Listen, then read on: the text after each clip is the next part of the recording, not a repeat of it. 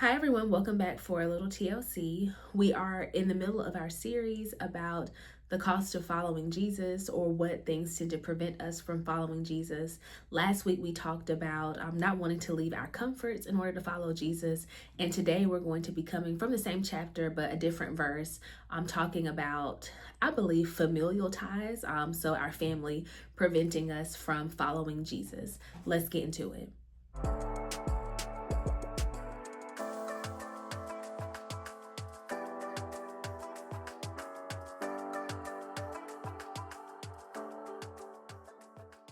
The specific scripture for today comes from Matthew chapter 8, verses 21 through 22, and it reads, "Another of the disciples said to him, 'Lord, first let me go and bury my father.'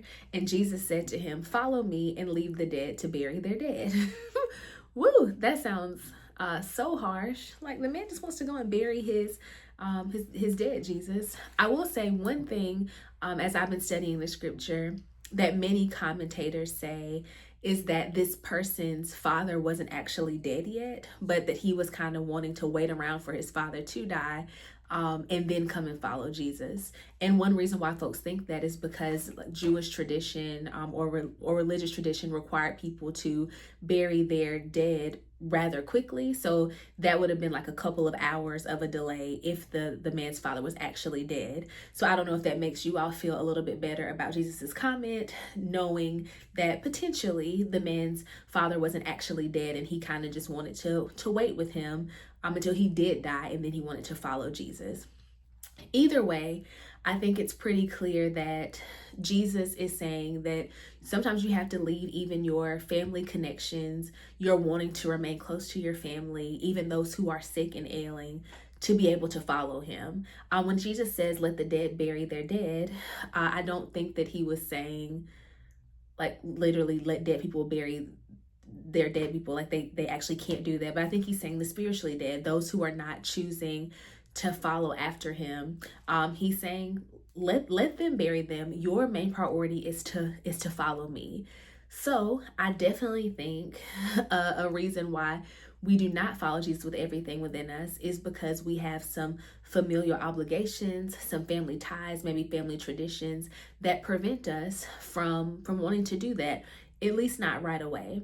I'm reminded of so many times where Jesus left his own family to be able to continue to minister in the kingdom. And I think it's a tough thing to ask, especially if you are very close to your family. But if the Lord requires you to forsake your family, to leave them for a period of time in order to follow him, are you willing to do that? That's a tough one. I know if my mother were sick, I probably want to be there with her as well. But we have to ask ourselves, is this something that prevents us from following Jesus? And should it be? According to Jesus in this text, it shouldn't be. We should be willing to drop everything to follow him. So are our familial ties, are our family obligations something that can sometimes prevent us from following Jesus with everything that we have? According to this text, that was particularly the case for this particular disciple, but would that be the case for you if you were presented with the same thing? Just something to think about. I'm so excited about how short these videos are, but just it gives us a lot to ponder as we're considering our call and the cost to follow Christ. I love to know what you all think about this. Please make sure you like, comment, and share. And I will see y'all next week. I actually do want to know, do you think that family ties are more of a hindrance than comforts are, since we talked about comforts last week? So when you're commenting, make sure you talk about that as well.